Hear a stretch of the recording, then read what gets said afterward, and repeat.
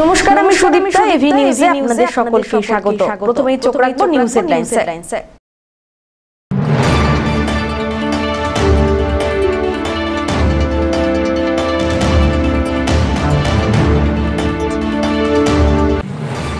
কাঠফাটা গরমে জলকষ্টে জেরবার জলপাইগুড়ি মেডিকেল কলেজের সদর হাসপাতাল। চিকিৎসা করাতে এসে জল কিনতেই বেরিয়ে যাচ্ছে টাকার পর টাকা।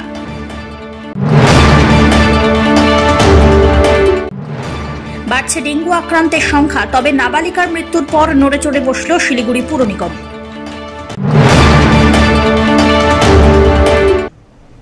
এবার আসছে বিস্তারিত সংবাদে। কাঠফাটা গরমে জলকষ্টে জেরবার জলপাইগুড়ি মেডিকেল কলেজের সদর হাসপাতাল। চিকিৎসা করাতে এসে জল কিনতেই বেরিয়ে যাচ্ছে টাকার পর টাকা। ক্ষোভ উগরে দিচ্ছেন রোগী এবং তাদের পরিবার। সমস্যা মেনেই দ্রুত সমস্যা সমাধানের আশ্বাস মেডিকেল কলেজ কর্তৃপক্ষের। কল আছে, কিন্তু তাতে জল পড়ে না। জলপাইগুড়ি মেডিকেল কলেজের সদর হাসপাতালে রয়েছে mother and child hub, ICU, শিশু বিভাগ, আইইএনটির মতো একাধিক গুরুত্বপূর্ণ বিভাগ। শুধু জলপাইগুড়ি নয়, প্রতিবেশী কোচবিহার, হলদিবাড়ি, চ্যাংরাবান্ধা থেকেও বহু মানুষ চিকিৎসা করাতে আসেন এখানে। হাসপাতালের একাধিক জায়গায় পানীয় জলের কল বসানো থাকলেও গত 2 সপ্তাহের বেশি সময় ধরে একে একে প্রত্যেকটি কল খারাপ হয়ে গিয়েছে। তার জন্য জলের জন্য ঘুরপাক খেতে হচ্ছে রোগীর আত্মীয়দের। খাবারের জলটুকু না পেয়ে বাধ্য হয়ে কিনতে হচ্ছে জল কিনতেই বেরিয়ে যাচ্ছে ওষুধ কেনার টাকা। অভিযোগ বেশিরভাগ রোগীর পরিবারের। এখানে জলের সমস্যা প্রচন্ড। কালকে রাত্রেবেলা আমি জল খুঁজে পাইনি, পেশেন্ট ভর্তি করার পর এদিক ঘুরছি, কোথাও জল পাইনি। ওই দিকে একটা কল আছে, সেও নোংরা করে রেখেছে। এখন খাবার টাবার ফেলে যা নোংরা করে রেখেছে, ওখানে গন্ধের জন্য যাওয়া যায় না। খুললাম, টাপটা খুললাম, জলও পেলাম না। অত রাত্রে কোনো দোকান খোলা ছিল না। এই সকালবেলা ওইদিকে গিয়ে জল নিয়ে আসলাম। তারপর একজন ওইখান থেকে বললো যে ওই যে শিশু ইসেতে 3 নম্বরে নাকি জল আছে, ওখানে আমাকে উঠতেই দিল না। ওই গাট আছে, আমি গেলাম, ওখানে উঠতে দিল না, যে ওখানে যাওয়া যাবে না। তাহলে আমরা জল কোথা থেকে পাবো? খুব ভালো হয় আমার জন্য না, সমস্ত পেশেন্ট পার্টির জন্য। সমস্যা মানে জল তো খাওয়ার জল নেই, ওই দিকে আছে, অনেক দূরে যাইতে লাগে। এই যে দোকান আছে এখানটায় কিনে খাচ্ছে। এখানটা কল কি ওই যে এগুলো যে ফিল্টার হয়ে যে এখানটায় ছিল আগে এইদিকে, এখন দেখতেছি এটা নাই। ভালো হইতো, তো অনেক লোকের সুবিধা হইতো। ভিতরে দাদা পানীয় জলের সমস্যা, খাওয়ার জল নেই।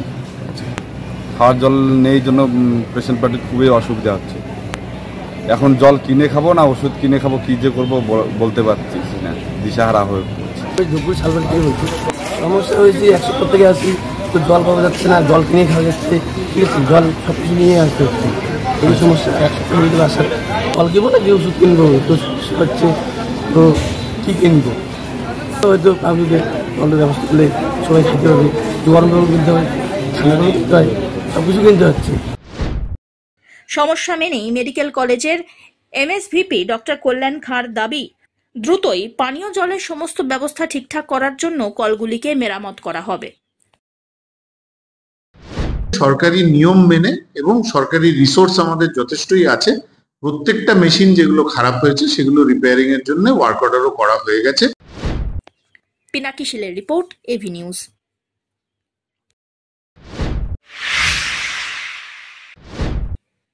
শিলিগুড়ির 7 নম্বর ওয়ার্ডে ডেঙ্গুতে মৃত্যু হয় এক নাবালিকার। এই ঘটনার পরে নড়েচড়ে বসল শিলিগুড়ি পুর নিগম। মঙ্গলবার পুর নিগমে ডেঙ্গু মোকাবিলা নিয়ে বিশেষ বৈঠকে বসলেন মেয়র গৌতম দেব। এদিনের এই বৈঠকে যেমন উপস্থিত ছিলেন এসডিও, জেলা শাসক সহ প্রশাসনিক আধিকারিকরা, পাশাপাশি শিলিগুড়ির 47টি ওয়ার্ডের কাউন্সিলররাও উপস্থিত ছিলেন। যদিও ডেঙ্গুতে নাবালিকার মৃত্যুর সঠিক তথ্য নয়, এমনটাই দাবি করেছেন মেয়র। ডেঙ্গুতেই ওই নাবালিকার মৃত্যু হয়েছে কিনা তা তদন্ত করার জন্য বিশেষ টিম গঠন করা হয়েছে। পাল্টা শিলিগুড়ির এক বেসরকারি নার্সিংহোমের বিরুদ্ধে চিকিৎসার গাফিলতির অভিযোগ তুলেছেন মৃতার পরিবার। জানা গিয়েছে, শিলিগুড়িতে রয়েছে প্রায় 30টি অ্যাক্টিভ কেস, মাটিগড়ায় 46টি অ্যাক্টিভ কেস, যার ফলে বিশেষ নজর রাখতে হচ্ছে পুর নিগমকে। শিলিগুড়ির মোট 7টি ওয়ার্ডে বিশেষ নজর থাকবে বলে খবর। এদিন বৈঠক শেষে সাংবাদিকদের মুখোমুখি হয়ে এই কথা জানালেন মেয়র গৌতম দেব। প্রিভেনশনের সমস্ত বিষয়গুলো নিয়ে আমরা এর আগে 3 মাস আগে থেকেই আমরা লাগাতার ক্যাম্পেইন করছি।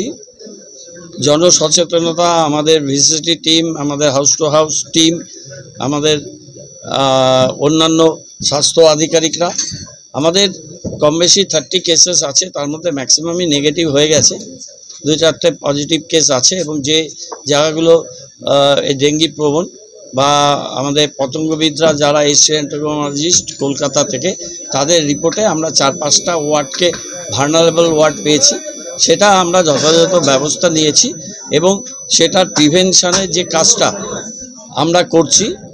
আমরা বৃহস্পতিবার আমরা প্রায় 6-7টা ওয়ার্ডে একদিন ড্রাই ডে হিসেবে আমরা এটাকে ব্যবহার করব। সেই একটা দিন সপ্তাহে তার বিষয়টা আমরা ভালো করে তাদেরকে আমরা এটাকে জানিয়ে দেব। আর আমাদের পাবলিক অ্যাড্রেস সিস্টেম বাজারগুলোতে আছে এবং আমাদের 5টা বড়োতে আছে, সেই সিস্টেমগুলোকে আমরা আরও বেশি করে অ্যাক্টিভেট করব এবং বৈদ্যুতিন মাধ্যমে আমরা কিছু অ্যাডও দিচ্ছি এবং প্রচারটাকে আমরা আরও বেশি জোর দিতে চাই জনসচেতনতা বৃদ্ধির জন্যে। আর ডাক্তারবাবুরাও বলছেন যে জ্বর হলে যেন সাথে সাথে নিকটবর্তী স্বাস্থ্যকেন্দ্রে যায় এবং ব্লাড টেস্ট করে। এবার যে কেসগুলো দেখা যাচ্ছে কেস স্টাডি করে, বেশিরভাগই বিলো 12 ইয়ার্সের বাচ্চাদের মধ্যে 40%-এর বেশি এই প্রবণতাটা দেখা গেছে। বাচ্চারা অনেক সময় বলতে পারে না কদিনে জ্বর হচ্ছে, কি হচ্ছে, সুতরাং NS1 টেস্ট হবে না, একটু 4-5 দিন পরে টেস্ট হলে সেটা ম্যাকালাইজার টেস্ট হয়। এই বিষয়গুলো আছে, কিন্তু জ্বর 1-2 দিন পারসিস্ট করলেই সেটা ডাক্তারদের পরামর্শ নেওয়া, ব্লাড টেস্ট করা আর প্যারাসিটামল নেওয়া, এটাই নর্মাল প্রোটোকল এই ডেঙ্গি। আর জল জমা না রাখা এবং সেই ব্যাপারে সবাইকে সচেতন থাকা, মশারি ব্যবহার করা। আমরা পুরসভা থেকে আমাদের মতো করে সমস্ত রকম ব্যবস্থা করছি। আমরা কেউ ডাকবো এই নির্মাণ শিল্পের সাথে, সেখানে কিছু সমস্যা তৈরি হয়।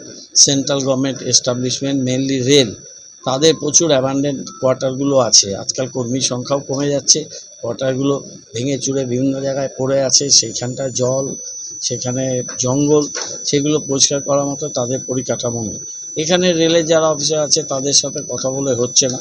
আমরা কথা বলছি, তারপর গভর্নমেন্ট লেভেলে আমরা আরও উপর লেভেলে সেটা আলোচনা একটা করা দরকার যে এখানে এক তো ল অ্যান্ড অর্ডারে কিছু প্রবলেম হয়, এই সব অ্যাবান্ডেন্ট জায়গা, অন্ধকার, ওদের এলাকায় আমরা লাইটও লাগাতে পারি না, আর ওই জায়গাগুলো সমাজ বিরোধীদের আড্ডা হয়ে যায়। আর এই ডেঙ্গির প্রকোপ এবং পতঙ্গবাহিত রোগের এগুলো সব আতুর ঘর। বিশেষ করে NGP সাইডে কতগুলো ওয়ার্ড, তার মধ্যে আমি যে ওয়ার্ড থেকে এসেছি ওখানেও বেশ কিছু বাড়ি আছে, 1 নম্বর ওয়ার্ড, 47 নম্বর ওয়ার্ড, এই ওয়ার্ডগুলো আরও জায়গায় জায়গায় ছড়িয়ে ছিটিয়ে আছে। বাগড়াকোটের দিকে 28 নম্বর ওয়ার্ডে, শিলিগুড়ি জুড়েই রেলের কোয়ার্টার, কিন্তু NGP সাইডে, জংশন সাইডে এটা সংখ্যাটা অনেক বেশি। সেই ব্যাপারগুলো নিয়েও রেলের সাথেও কমিশনার ম্যাডাম একটা মিটিং করবে, তারপরে একটা মানে আমাদের মিনিমাম ডিভিশন লেভেলে, নাহলে জোনাল লেভেলে রেলের একটু হায়ার অথরিটির সাথে কোনো লেভেলে, আমাদের গভর্নমেন্ট লেভেলে মিটিং একটা পর্যন্ত। তার যে ডাক্তারদের অবজারভেশন, সেটাতে ডেঙ্গি পজিটিভ বলে ডাক্তাররা এখনও ডেটটাকে ডিক্লেয়ার করেনি, সেই সার্টিফিকেশন নেই। সুতরাং সেটাকে ডেঙ্গি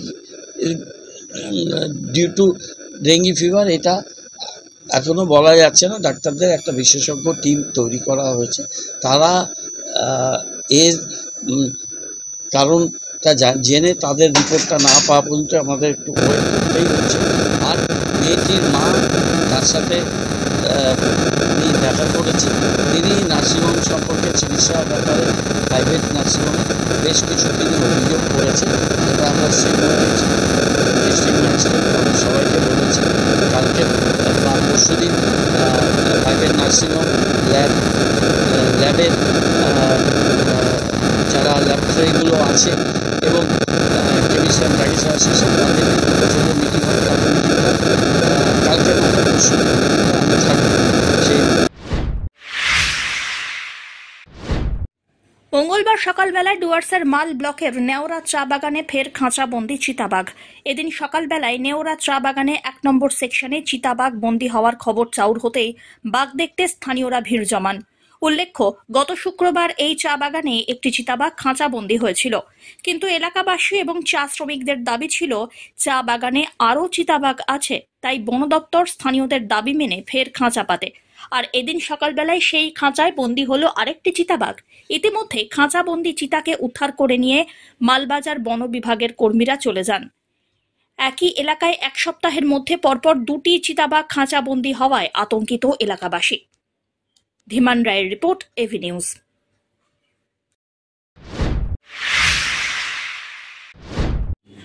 ভারতীয় কৃষি অনুসন্ধান পর্ষদের অধীনস্থ কেন্দ্রীয় মৎস্য শিক্ষা সংস্থানের উদ্যোগে মৎস্য চাষীদের জন্য 3 দিন ব্যাপী প্রশিক্ষণ শিবির শুরু হলো জলপাইগুড়ি সদর ব্লকের দাসপাড়ায়। আধুনিক উপায়ে মিষ্টি জলে কি করে মৎস্য চাষীরা মাছ চাষ করবেন তার খুঁটিনাটি বিষয়ে হাতে কলমে প্রশিক্ষণ দেওয়ার কাজ শুরু হয়। রাজ্যের তপশিলি শ্রেণীভুক্ত মৎস্য চাষীদের জন্যই এই প্রশিক্ষণের ব্যবস্থা, যা চলবে আগামী 25 জুলাই পর্যন্ত। এদিনের প্রশিক্ষণ শিবিরে উপস্থিত ছিলেন কেন্দ্রীয় মৎস্য শিক্ষা সংস্থার principal scientist doctor Gour Hari Pailan, technical officer Prakash Kumar Behera, Jalpaiguri কৃষি বিজ্ঞান কেন্দ্রের মৎস্য বিজ্ঞানী ইন্দ্রনীল ঘোষ, দশরথ দাস প্রমুখ। এ বিষয়ে প্রশিক্ষণ দিলেন ডক্টর গৌর হরি পৈলান এবং ইন্দ্রনীল ঘোষ।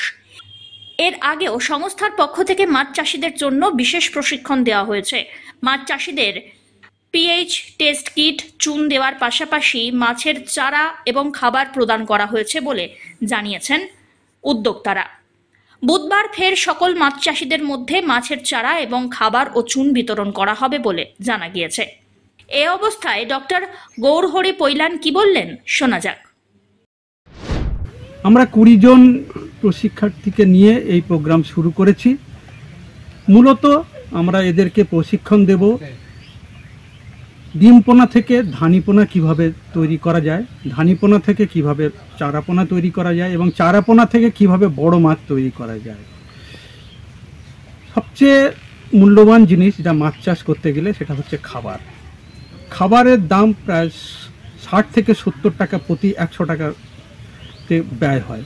সেই জন্য আমরা এদেরকে মূলত প্রশিক্ষণ দিচ্ছি কিভাবে এরা কম মূল্যের নিজেদের বাড়িতে খাবার তৈরি করতে পারে।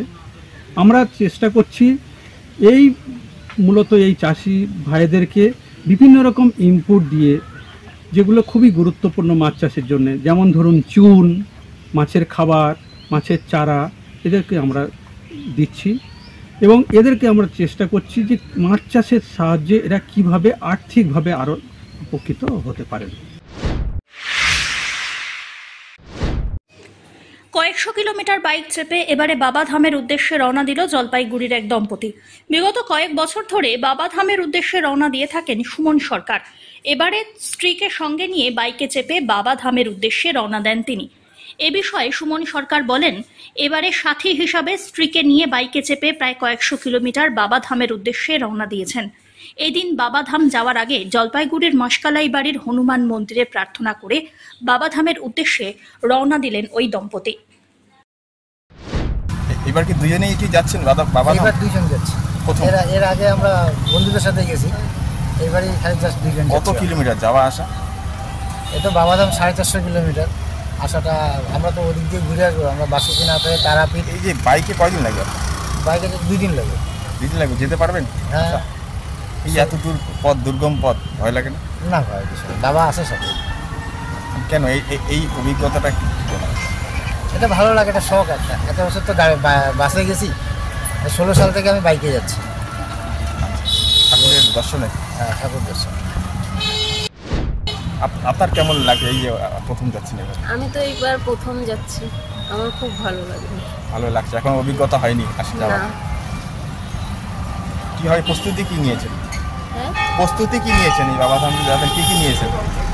সব কিছুই নেওয়া হয়েছে, জল, শুকনা খাবার, জামা কাপড়, ওষুধপত্র সব নিয়েছেন। অমিত বণিকের রিপোর্ট, এভি নিউজ।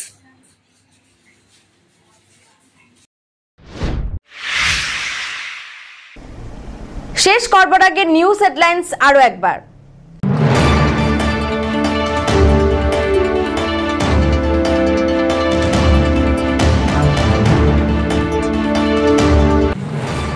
কাঠফাটা গরমে জলকষ্টে জেরবার জলপাইগুড়ি মেডিকেল কলেজের সদর হাসপাতাল। চিকিৎসা করাতে এসে জল কিনতেই বেরিয়ে যাচ্ছে টাকার পর টাকা।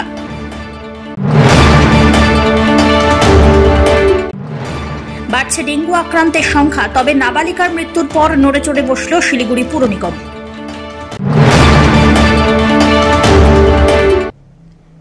এখনকার মতো এভি নিউজ এ পর্যন্তই। পরবর্তীতে আসছি আরো সংবাদ নিয়ে। দেখতে থাকুন আমার বিশেষ। নমস্কার।